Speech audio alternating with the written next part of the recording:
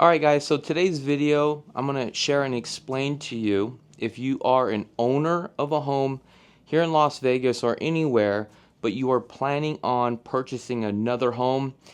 And a lot of times what happens is we come to a roadblock of trying to sell our home to buy another home because we want to upgrade or downgrade, but we have no clue where to start and actually how things work.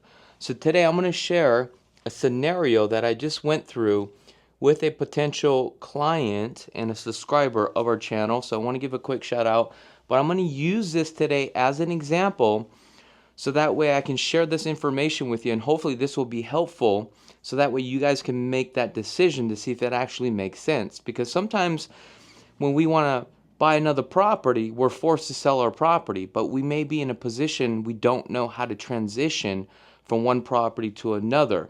There's a lot of things that are involved, especially with your DTI, which is a debt to income ratio. So today I'm going to show you exactly a couple things that you need to ask yourself by looking and analyzing to see if this is even possible to make happen. So I'm going to use this as a case study today. Let me see where my stylus is. Okay, here we go. So the first thing that we need to do is identify the current property that you live in, right? So we have to analyze this. So the first thing that we want to do is actually take a look at the purchase date, okay? The reason why this is very important is because for this potential client here, they had purchased this September 1st of 2024. The reason why this is important is because according to the tax guidelines at this time, if you live in the property for 2 out of the 5 years, okay, a single person can keep the capital gains, right? They won't have to pay the taxes on the capital gains for up to $250,000. Now, a married couple is up to $500,000. So let's just say that you're not at the 2 years, but you're in an equity position. You're going to have to pay the capital gains on that, right? So that's the first thing that we take a look at. Number one, in this case, we don't have to pay the capital gains, so that is a plus. Now the second thing that we take a look at is what they actually purchased the property for. The reason why this is important is because we want to see, by running the comps, if we did sell it, how much money we're going to be making off this deal. Now the next thing that we're going to be taking a look at is the upgrades and the cost to the home, because sometimes consumers will buy a home and they need to upgrade the home. So in this case, they spent a total of $10,000. Now gives them a total into this house $455,000 because they want to sell the home, they want to recoup their money back, and we also got to see how much money that they actually made. Now another thing that you need to ask yourself is, we need to see what type of loan that you have. This is important because if you got an FHA loan and you're trying to utilize that FHA loan again because of the 3.5% down payment on your next property, you will not be able to get your next property unless it's at a certain distance, but there's also more restrictions to that. So this is why this is important. The next thing you need to identify is, what is your current interest rate? In this case, it's 4.9. The reason why I bring this up, and this should be very important to you, is because the home that you have today at 4.9%, you may not get the 4.9%, right? If this was at 3.2%, believe it or not, the interest rate of your home is worth more than your house. It has more value because I don't think we'll ever get down to like 3.2%. Hopefully, I'm wrong. But this is a pretty decent rate, especially in today's market where we're hovering about 6.5%. That's the reason why we have to ask this question, and we need to see exactly what your current interest rate is, right? Now, your monthly mortgage payment, you need to ask yourself, what is your monthly mortgage payment? In this case, it's $2,300 a month. That's actually very good in today's market, okay? Now, the next thing we're going to do is run the comps. What is the current comps? Okay, this is going to be important because now we need to see, can we sell your home and can we make an equity spread? So, unfortunately, in this case right here, the comps currently at this time is at $430,000, but they had purchased the property for $445,000. They also did another upgrade of $10,000, gives us a total purchase price now of $455,000. So if they sold this home, because this is what the current comps are right here, they're going to take a loss. Now this does not include agent's fees. This also doesn't include transfer tax and all the fees that come with selling your home. Okay? Another thing that you need to take a look at is what is your current rental comps. Okay? Because instead of selling the home, we may just rent out the property, but also to offset, right, the DTI, which is your debt to income ratio. So if we look here, our rental comps is $1,850 a month, but our mortgage is $2,300. So that tells me a couple things. Number one, if we sell it, we're not going to be in an equity position. We're going to be taking a loss. Number two, if we rent out the property, we'll also be taking a loss too as well. Okay? Now, this is where you get more into your personal and your financing stuff. Okay? So the first thing is, now we need to identify, why do you want to buy another home? Sometimes people need to go from a 2-story to a single story. You know, they may have another family member move in, so they need to upgrade. Okay? The motivation factor is a big why. Because sometimes what happens is you might want to bite the bullet to get you where you need to be. But it's just depending on your why. What is your reason? Because that's going to determine if this is all worth it. Now, the next thing that you have to take a look at in your personal financing is your yearly gross income. Okay? The reason why this is important is because based upon your DTI, which is your debt to income ratio, okay, it is a total of 43% of your gross. Okay? So an example, let's say we make $100,000 a year. Okay? You make $100,000 a year.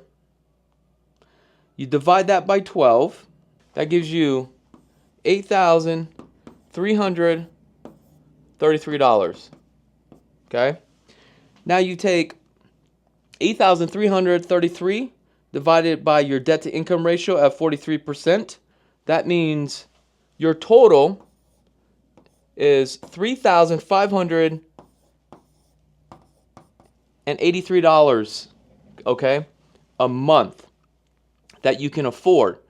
But also, if you have debt, which is car debt, credit card debt, or student loans, this will get wiped out, okay? But for this scenario, we're just going to pretend that there's no debt whatsoever, okay?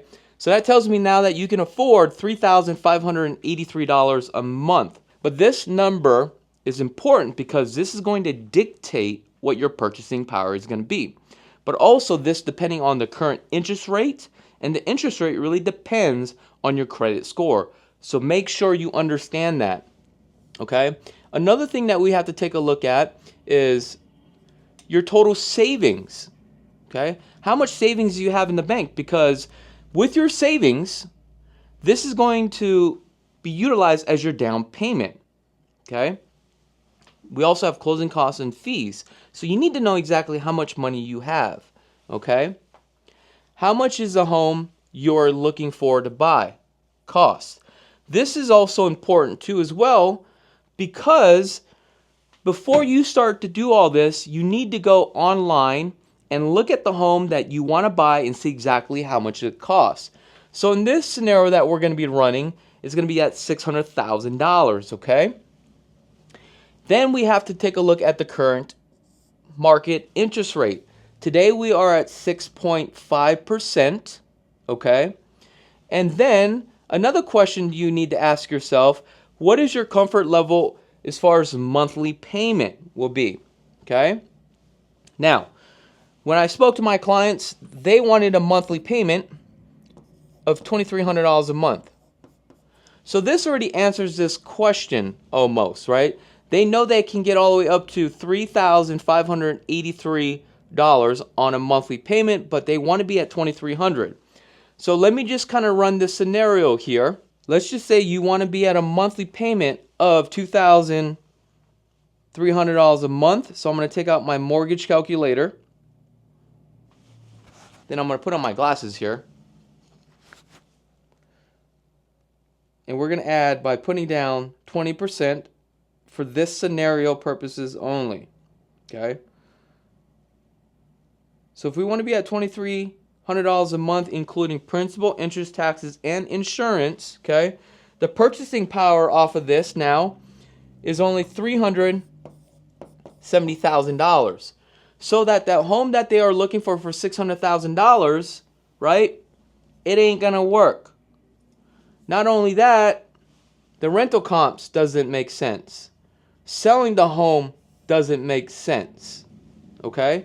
But now let's just say if they wanted to be at the $600,000 by putting down 20%, now their payment is $3,537. So this fits them within what they are actually looking for. So this is actually good news.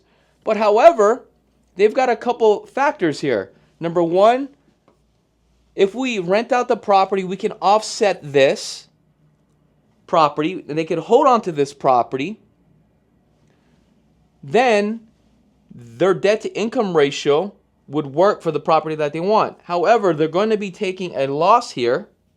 So if they're taking about a $400 loss here, this offsets the debt to income ratio, and then they still may not be approved for a $600,000 home.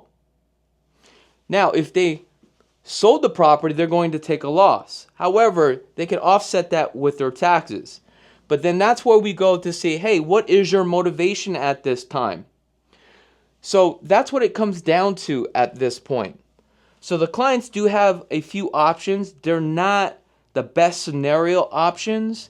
And let's just say if this was the best scenario where they had the equity position to put down on their next home to purchase another home, one of the challenges is this. Number one, we would have to speak to a lender to see, can they actually be approved for the $600,000? Not only that, what are the conditions? Maybe the conditions is they have to sell their home to take the proceeds for the down payment for the second home. But then they have to find a buyer in tow that's willing to allow them to do a lease back. But then now they have to go find the home that they want. They would have to submit an offer with that seller, letting them know it's contingent upon the sale of their home. Now, chances of you getting your offer accepted in today's market with a contingency upon sale, it's probably about a 35% chance of getting your offer. Because what happens is if you have that unicorn property that you love, you want, and it's priced correctly, there's another offer that comes in, even though yours is $5,000 more, but you're saying, hey, mine's a contingency upon a sale. They're probably going to accept the other offer because the seller does not want to rely on your buyers closing out the deal. Okay? However, there's ways to get around that on the contingency upon sale. Now, your property has to be on the market. The buyer has to go through all their due diligence period, and you have a closing date within the next 2 weeks. Now we contact escrow. We take the escrow paperwork with your offer and show the seller that we're about to close this in 2 weeks. Now there's some downfalls here by selling your property because the problem is now you're forced to go out and get something very quickly, okay? Because time is running out. And that's where what we do is with your buyer that you are under contract with, we also put the verbiage, it's a contingent upon you finding another property. And also we want to negotiate a lease back. So in this scenario for these clients, I said, hey, look, the best case scenario for you guys right now, because of your monthly payments and where you want to be, you're better off of just staying at this house and holding on to this house, okay? Now, there's some challenges here. If interest rates drop, now that the home that they like for $600,000, you know a lot of buyers are going to come on the market, and then what happens is now a lot of homes sell, home prices goes up, so now you're chasing the market. Sometimes it may be even feasible just to take the loss, write that off on your taxes, and go ahead and make the payment of the $3,600, but you got what you want because of the motivation, the why. Now, once you're in the property, should the market drop with the interest rates, then you go ahead and refinance, okay? So there's so many different scenarios and options here, and this is where it's important to get with a real estate agent that really just understands this and will ask you the questions that you need to answer, right? And they can get all the information and they can create this roadmap. It's like putting the pieces of a puzzle together, and now we have a picture frame, right, of a roadmap of all your different scenarios and options. So hopefully this really makes sense to you guys. And if you guys like more videos like this, please let me know in the comments below, because look, at the end of the day, I really want to help you guys and walk you guys through the process. Other than that, thank you so much for watching. My name is Chakits with Simply Vegas, and be blessed.